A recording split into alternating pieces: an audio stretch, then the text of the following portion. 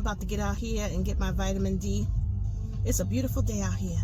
The sun is shining, the weather is warm. So I'm getting out here to get my steps in and to think a little bit.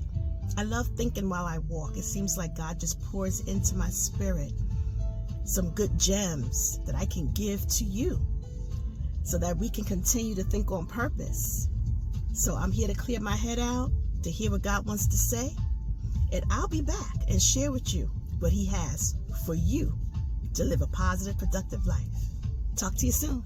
Hey y'all, I'm on these tracks going around and around and around. And God begins to remind me of the children of Israel, how they were going around and around. And what should have taken them 10 days took them 40 years. Y'all, that's crazy. And just because they were complaining and murmuring, God was providing. They couldn't see His hand at work. Everything was wrong. This was wrong, that was wrong. Nothing was right. And it took them 40 years. I started to think, what have we caused in our lives to be delayed because of complaining and murmuring? Because in our minds, nothing is right. Because of how we think negative. So we speak negative. And we're causing the delay in our lives. We're blaming it on the enemy. We're blaming it on this one and that one. But you know what?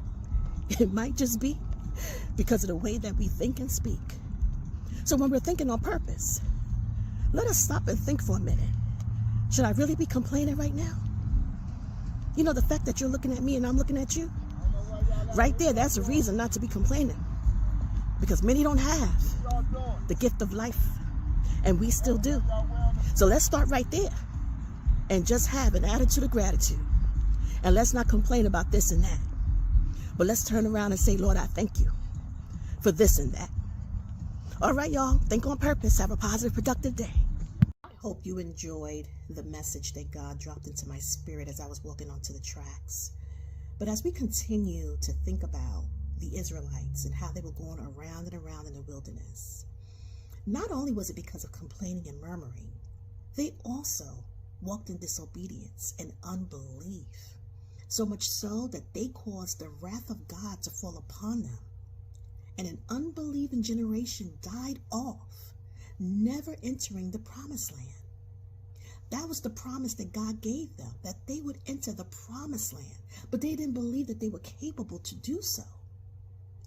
Don't let us be in that place where God is promising us things, but our unbelief, our doubt, our disobedience causes us not to receive the promises of God.